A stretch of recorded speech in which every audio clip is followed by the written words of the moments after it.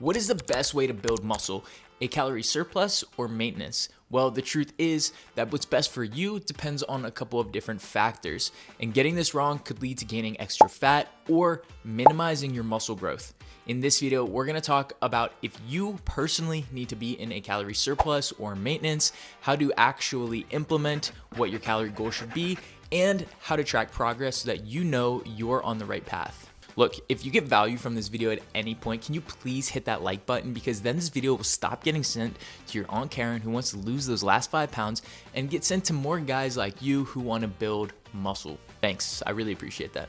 So let's jump in. Should you be in a surplus or maintenance? Well, this really depends on 3 major factors. The first one being your training age. Essentially what that means is how long have you been training for?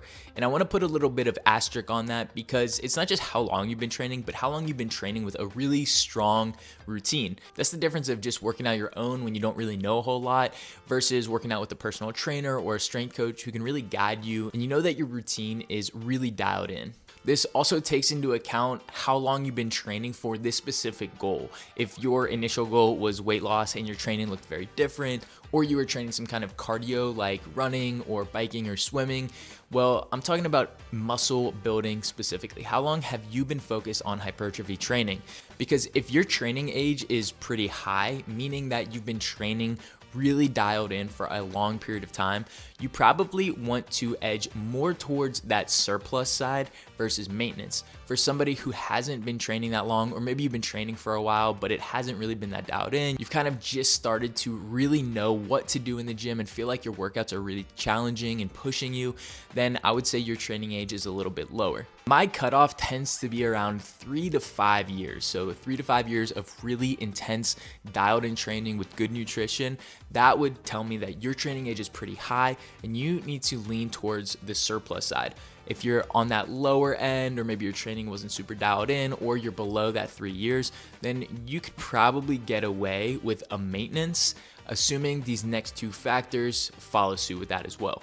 The next factor is your current body fat percentage. You can find this out in a couple of different ways, and I found that the most accessible tends to actually be supplement shops will sometimes have an InBody, which is just a bioelectrical impedance analysis machine. Essentially stand on it with the little metal pads, scans your body, tells you how much body fat you have. Yeah, that one. You can go in and do just the body fat analysis without actually purchasing any supplements. Other than that, sometimes there's places around you that may do a DEXA scan or a bod pod, or you could buy one of those scales that has the little metal foot pads on them that will tell you your body fat. Although they're not super accurate, they'll do good enough.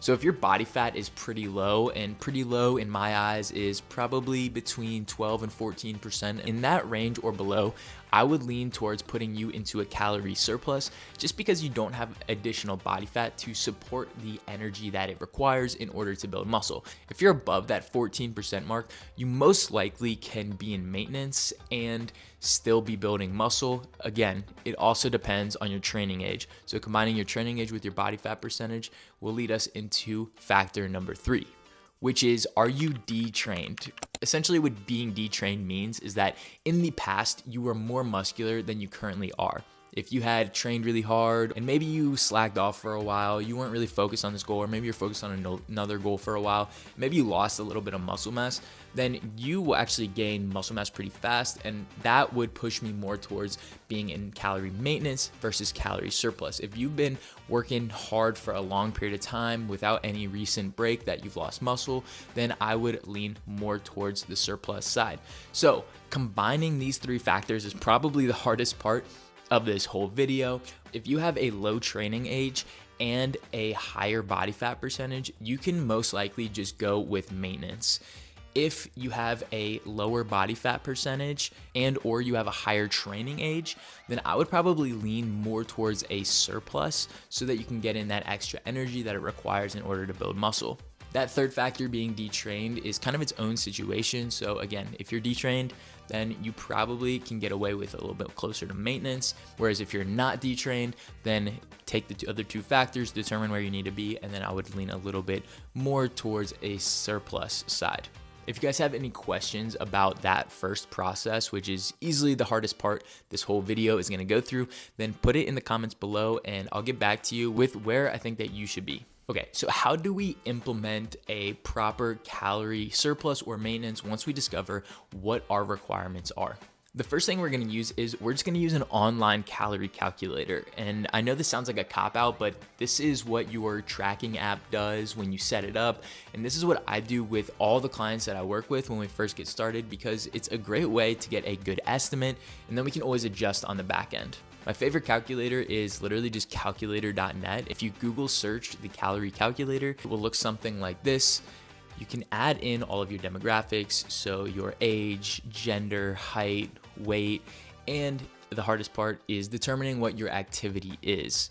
Remember, it doesn't have to be perfect because this is an initial estimate and we will adjust later on to make it better. Once you get your calorie intake, if it's maintenance, you're just gonna keep it as that number that it says on the screen in order to maintain your weight. If you need to be in a surplus, then what we're gonna do is we're gonna add 500 calories. Look, 500 calories is a good starting spot. For some people, it may be a little bit more aggressive. For some, it might not be enough, but it's a good starting spot to see if you're starting to gain weight, and then we can make changes later on based on what our outcome is. So once you have your calories, what you're gonna do is you're gonna determine your macronutrient intake. We're not gonna determine that in this video because this video would be way too long, but I'm gonna link 3 videos in the description below that will help you figure out what your macronutrients need to be after you watch this video. The last portion of implementation is going to be tracking your intake. My favorite app is something called Chronometer, but you can use a lot of the other popular ones such as MyFitnessPal or Lose It or whatever you like. One crucial part that a lot of people miss in tracking is actually getting the devices that they need in order to measure appropriately.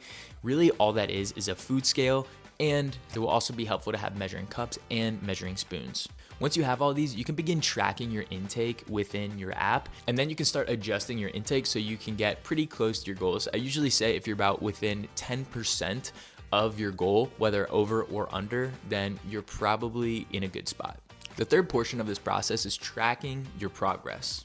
Like I mentioned before with getting your body fat percentage, if you can continuously do that method, whether that's going to a supplement shop and using the InBody or buying a bioelectrical impedance analysis scale that you can use at your house, that's gonna be nice because that will really help you track your progress and know if you're gaining fat or you're gaining muscle. If you really cannot get continual access to something like that, then I would just recommend getting a regular body weight scale so that you can track your weight over time. Now, tracking your weight is not a perfect method, and I don't want you to get too caught up in the numbers, but at the end of the day, it's a good way to track trends. If we are continuously weighing ourselves, ideally close to every single day, then what we can do is take a weekly average of those numbers to get rid of a lot of the daily fluctuations that you see, and that will give us enough information to determine if we are trending in the right direction. Again, I want to emphasize that daily weigh-ins because things like stress, poor sleep,